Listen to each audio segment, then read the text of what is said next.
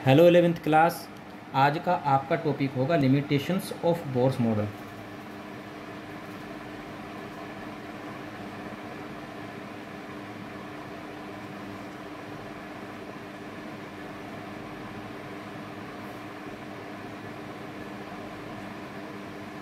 यानी कि Bohr model की लिमिटेशन क्या है, इसमें क्या क्या कमियां थी। नंबर एक, इससे पहले हम पढ़ चुके हैं हाइड्रोजन का स्पेक्ट्रम, जिसमें लाइन स्पेक्ट्रम जिसमें लाइनें दिखाई देती हैं। जब और अच्छे से स्टडी किया गया तो बाद में पता लगा है जो लाइनें थी वो और छोटी छोटी लाइनों से मिलकर के बनी थी। अब ये छोटी छोटी लाइनों से मिलकर के क्यों बनी है, इसकी बोर मॉडल कोई एक्सप्लेनेशन इसका नहीं दे सका। दूसरा पॉइंट, जब स्पेक्ट्रम लाइन को या तो मैग्नेटिक फील्ड से पास किया जाता है या फिर इलेक्ट्रिकल फील्ड से पास किया जाता है तो में लाइनें स्प्लिट हो जाती हैं। जब इसको मैग्नेटिक फील्ड में पास करते तो लाइनें स्प्लिट होती हैं, तब इसको कहते हैं जीमान इफेक्ट। और अगर ये इलेक्ट्रिकल फील्ड में स्प्लिट होती है तब इसको कहते हैं स्टार्क इफेक्ट। अब ये जीमान इफेक्ट और स्टार्क इफेक्ट क्यों है, इसकी भी बोर मॉडल कोई इसका एक्सप्लेनेशन नहीं दे सका।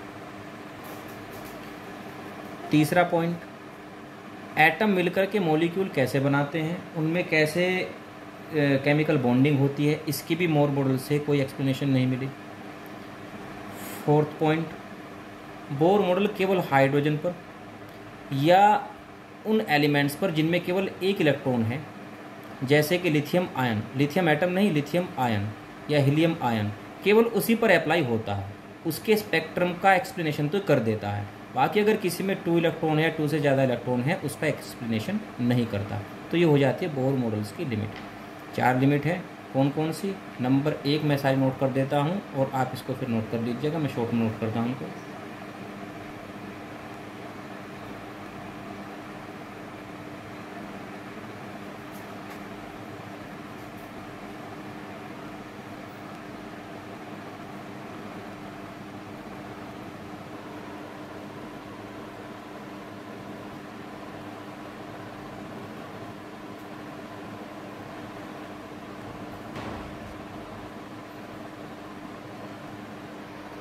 तो ये इसकी लिमिटेशंस आ जाती हैं।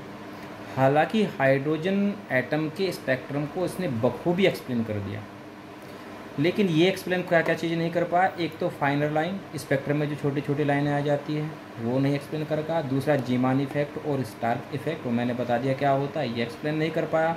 तीसरी चीज़, केमिकल बॉन्डिंग को एक्सप्लेन नहीं कर पाया कि एटम कैसे केमिकल बॉन्डिंग करते हैं।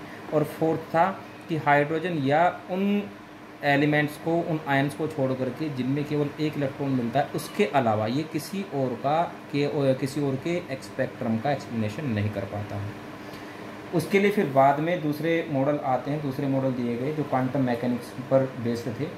तो दूसरे मॉडल आपकी नेक्स्ट वीडियो में हो जाएंगे, तो आप इनको नोट कर लीजिएगा चारों को, और ये चारों आपको लर्न कर लेनी है कि वो उस मॉडल में ये लिमिटेशंस होती हैं।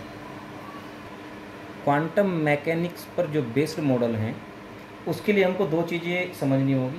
पहले तो एक है मैटर का ड्यूअल बिहेवियर, जो कि पहले मैं एक्सप्लेन कर चुके हैं आपको। वही हमको इलेक्ट्रॉन का ड्यूअल बिहेवियर पढ़ना है। यानी कि मैटर जो है जो वेव थी वो 2 तरह की नेचर रखती है, पार्टिकल नेचर और दूसरा होता है वेव नेचर। इसी तरह से इलेक्ट्रॉन भी 2 तरह की नेचर रखता है, पार्टिकल और वेव नेचर। एक तो ये हमको पढ़ना है। दूसरा हमको स्टडी करना है हाइजेनबर्ग का अनसर्टेनिटी प्रिंसिपल। तो 2 चीज़ें एक्सप्लेन करने के बाद फिर पढ़ेंगे हम जो मॉडल क्वांटम मैकेनिक्स पर बेस्ड है। तो नेक्स्ट वीडियोज़ में आपके ये मॉडल आ जाएंगे।